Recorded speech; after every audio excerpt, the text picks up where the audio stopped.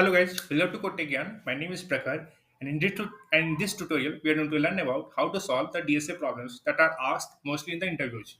So the first problem is do sum. So the do sum problem states that we have to find the two elements in an array which is equals to the target elements, means whose sum is equal to a target element. So we will discuss that. So let array equal to 1, 2. Let's say I have given the element like 5 elements, like 1, 2, 3, 4, 5. Okay, and the target element is let target equal to 4. Okay, so what we have to see here, the elements are 1, 2, 3, 4, 5. We have to find the such two elements whose sum is equal to the target element. So here you can see that 1 plus 3 equal to 4. Okay, so we have to return 1 and 3 into the array. So how to solve this? So we will create a function to sum. Okay, and in that we'll pass that array and target. Okay, as an argument or a parameter, what you say. Okay, then we will iterate to the array for let I equal to 0, I less than array dot length, sorry for this, I plus if. Okay, and then we will create another loop for the comparison. Okay, so first for loop is for the current digit, and the another for loop is for the next digit, so that a comparison can happen. So for let j equal to I plus 1, j less than array dot length, and then j plus. Okay, and sorry for the typing mistakes that I'm doing now. And what you have to do, simply if array of I plus array of j to do target. Okay, street comparison we are doing, so that we can go the got to know the street result. Then we will create an array, let data as an empty array we will create, and we will push those elements whose sum equal to a target into the data array. Okay, then data dot push and that array of I and array of j. Okay, and then we return this data array. Okay, let's call this function. Let's console.log to sum, and then array and the target. Okay, target was 4. Let's print this. Let's call this function. Okay, so it's saying j is not defined. Okay, by mistake I have entered j here. Now it will correct. Okay, sorry, j. Okay, I by mistake I entered the capital. So here you can see the element is 1, 3. So this equals to the output as 4. So what exactly happened here? Okay, so we'll see. This will take the current element. Okay, the current element is 1 in the array of 0 equal to 1.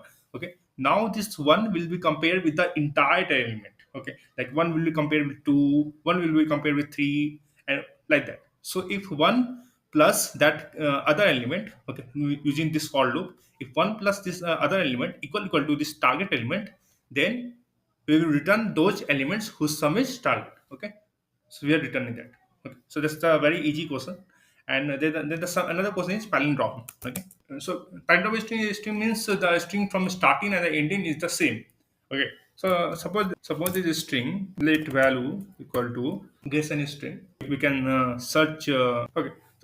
Okay, so let's write like ABA. Okay, so for like for example, we can write any string like we want. Okay, then we will create a function palindrome. We'll pass that value into that. Okay, and then we will iterate through this value. Okay, so what we can do here, we can create a result array equal to empty string. Okay, then we will iterate through this val. Okay, and from the end. Okay, for let I equal to val dot length is 1 is greater than equal to 0, I minus minus from the end of the string, and we will come to the start. Okay, and then we'll compare the resulting string and with the actual string. If they are both are equal, means the string is a palindrome. So what we'll do, we will put this result plus equal to val of I. So we will take in the each element of the string and we'll put that in the result. So the result will become ABA again, and then we will compare return result equal to val. So if both are equal, then the string is a palindrome. Okay, so let's call this function console.log palindrome, and we'll pass that val. Let's see. Let's print this. So it's returning true. It means the string is a palindrome.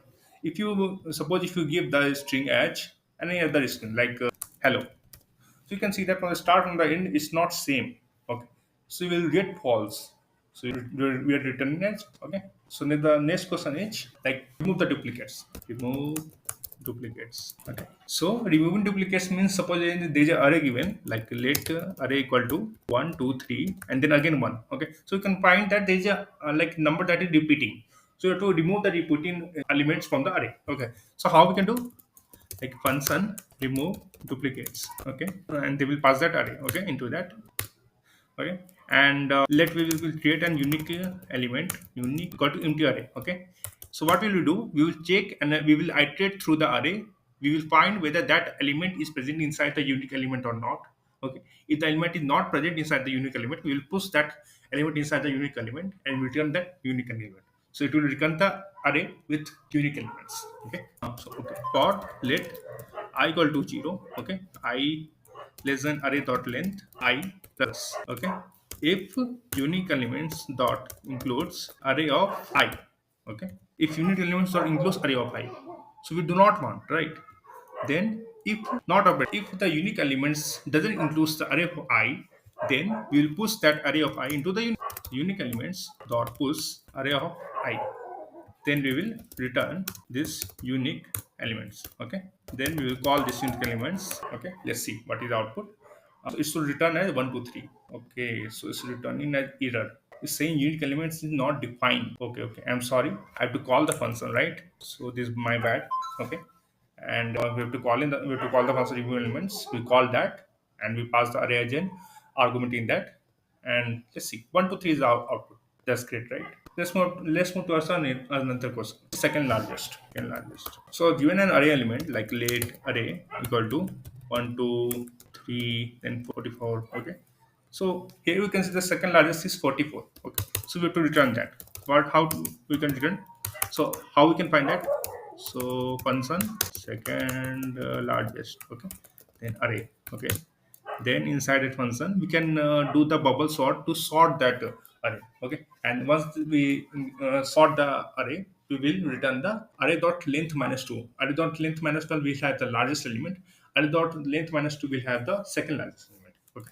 So for let I equal to 0, I less than array dot length I plus. For let j equal to I plus 1, j less than array dot length array of I.